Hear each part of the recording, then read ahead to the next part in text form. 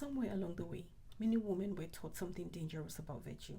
They were taught that a virtuous woman is the one who tolerates the most, the one who sacrifices the most, the one who bends the most, the one who endures the most pain without complaint. And that is the woman who stays silent, who gives up her voice, her dreams, her boundaries, and somehow that disappearance is called virtue. But when you actually look at the description of the Proverbs 31 woman right in scripture, you see something very different. The virtuous woman is not weak. She is clothed with strength and dignity. Strength and dignity, not weakness, not silence, not self-erasure, not exploitation.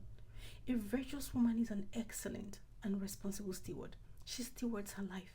She stewards her gifts. She stewards her energy. She stewards her time. And because she stewards her life well, her life becomes a blessing to others. But it is also a blessing to herself. Because true stewardship does not begin with others. Stewardship begins with the self. You cannot authentically steward others if you have failed to steward your own life. You cannot pour into others when you have abandoned yourself. You cannot protect what belongs to others if you have not learned to protect what belongs to you. Look, and this is where the confusion begins, because many women have been taught that virtue means abandoning themselves for everyone else. But that is not stewardship. That is self-neglect. And self-neglect cannot produce righteousness. Scripture says we should love our neighbors as ourselves. But if you do not know how to love yourself, how can you love your neighbor? If you do not know what dignity feels like in your own life, how will you recognize when someone else's dignity has been violated? If you cannot recognize injustice when it happens to you, how will you truthfully defend someone else when it happens to them? You cannot give what you have never allowed yourself to receive. Yet many women have been conditioned from childhood to believe that virtue means tolerating dishonor. A good woman sacrifices her dreams. A good woman has no voice. A good woman bends herself into shape for approval, especially male approval, especially the approval of her husband. If she speaks, if she questions, if she protects herself, if she sets boundaries, she is told she's not virtuous.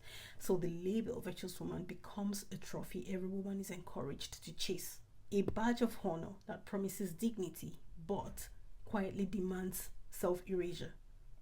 Women will endure humiliation to earn it. Women will sacrifice their health to earn it. Women will silence their intuition to earn it. Some will sacrifice their entire lives trying to earn it. But here is the painful truth.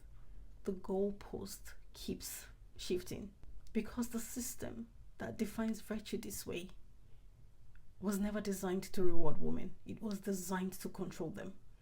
If virtue were truly measured by a woman's willingness to accept dishonor, many women would have already had countless trophies. Trophies for betrayal, trophies for humiliation, trophies for long suffering, medals for enduring abuse in silence. But where are the trophies? Where are the medals? What many women actually receive are very different rewards. Broken health, emotional exhaustion, financial exhaustion, silenced dreams, lost years, sometimes even an untimely death. Life itself is already difficult. The world can be harsh enough on its own. Relationships are never meant to become the place where that hardship multiplies.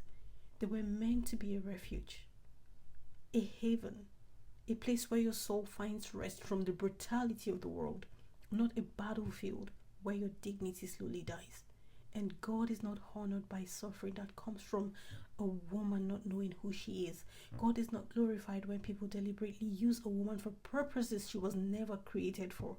God is not honored when a woman slowly disappears in order to prove she is virtuous. What God desires is something far greater. He desires that a woman comes into full awareness of who she is, that she remembers the intention he had when he formed her in her mother's womb, that she recognizes the gifts placed inside her and stewards them with wisdom, that she works in strength, that she walks in dignity, that she understands her life is not a tool for someone else's convenience. The virtuous woman does not disappear.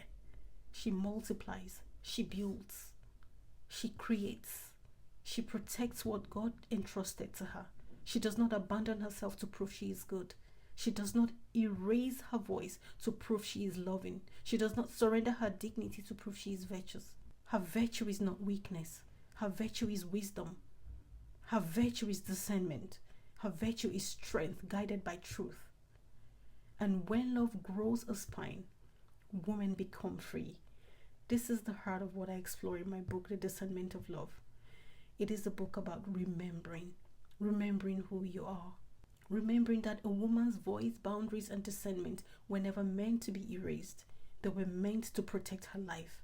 Because when women remember who they are, something powerful happens. They stop offering their lives as proof of their goodness. They stop confusing suffering with righteousness. They stop shrinking. They begin to live. Now, if you want to explore this deeper, my book, The Discernment of Love, is available on Amazon, because sometimes freedom begins with something very simple: remembering who you are. This is Redefine Your Narrative.